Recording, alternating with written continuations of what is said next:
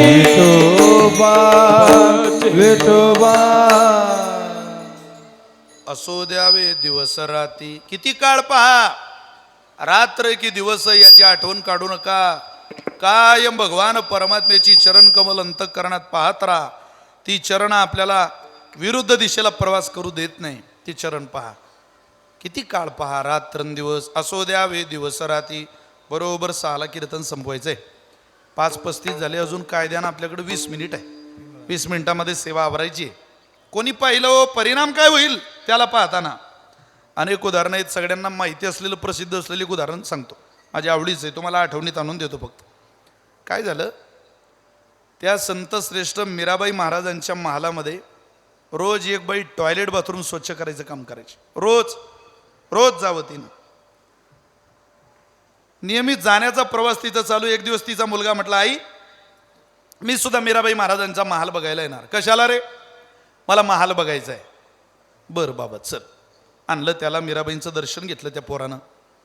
ओळख करून दिली. मीराबाई हा माझा मुलगा आहे, याला महाल बघायचा.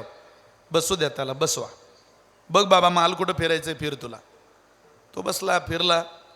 तेवढ्यात काही वेळात मीराबाई महाराजांनी घुंगरा आणले आणि पायात बांधले. पग घुंगरू बांध मीरा नाची रे. मीराबाई नाचायला लागली. देव बहा विसरून नाचत होत्या. या पोरानं त्या मीराबाईंकडे पाहिलं आणि याचा मन प्रवास करायला लागला. मनानं केलेला प्रवास जरा विरुद्ध दिशेला गेला. दुसऱ्या दिवशी आईला म्हटलं, आई मी पुन्हा येईन. चल बाबा आता तुला काय. आणलं त्याला दाखवलं. तिसऱ्या दिवशी म्हटलं मला परत तिथं यायचंच आहे. अरे पण काय तुला तिथं? म्हटलं मला महाल आवडतो. चौथ्या दिवशी म्हटलं मला तिथलं वातावरण आवडतं. 5व्या दिवशी म्हटलं मला ते त्यांचं नृत्य बघायला आवडतं. 15 दिवस गेला. 16व्या दिवशी आईचा हात पोरानं धरला आणि आईला म्हटलं, आई माझी एक इच्छा आहे. काय रे पोरा?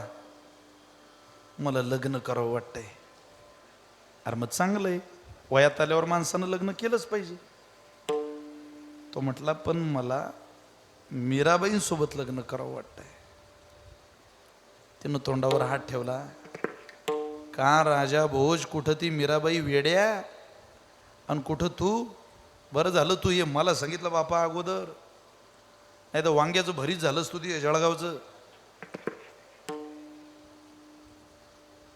अरे अक्कल आहे तुला काही? टॉयलेट बाथरूम स्वच्छ करणारी बाई मी, तिचा तो मुलगा, आणि राजकन्या मीराबाई बरोबर लग्नाचा विचार करतो. तुझ्या जिभेला काही हाड आहे का पोरा? तो म्हटलं आई मला तिच्याशीच लग्न करायचंय, आणि जर माझं लग्न झालं नाही मी जीव देऊन टाकील, माझा मरून जाईल मी. ना इलाज झाला. तू म्हणून तर बघ एकदा माझ्याकरता तिला. तूच सारखं नाही नाही नाही नाही म्हणते, तू माझ्याकरता तिला म्हण. आई गेली. मीराबाईन पुढे हात जोडले. आई काय हो, परवापर्यंत आमचा मुलगा नव्हता का येत होता, त्याला जरा लग्न करावं वाटतंय. चांगलंय, पण तुमच्या सोबत करावं वाटतंय. मीराबाई म्हटलं मग तर आणखीच चांगलंय, कारण लग्न चांगल्या सोबतच केलं पाहिजे. घेऊन या त्याला. आई पडतच गेली. सांगितलं सोन्या तुझं काम झालं. सोनू म्हटलं आई खरंच? आई म्हणे सोनू तुझा माझ्यावर भरोसा नाही का रे? अरे खरंच झालं तुझं काम. समृद्धी महामार्गालाच लागलं जणू पोरगण, पडतच त्या महालात आला. लग्न करायचंय का रे तुला? म्हटलं तयार आहे मी तुझ्यासोबत लग्न करायला, पण माझी एक अट आहे. काय? कुरळे कुरळे केस आहे, मेघश्याम वर्ण आहे, हिऱ्यासारखे दात आहे, सफरचंदासारखे गाल आहे, सरळ नासिका आहे, पाणीदार डोळे, कोटी सूर्याचं तेज या भगवान श्रीकृष्णाच्या चेहऱ्यावर झळकतंय. भगवान परमात्म्याच्या मूर्ती पुढं 7 दिवस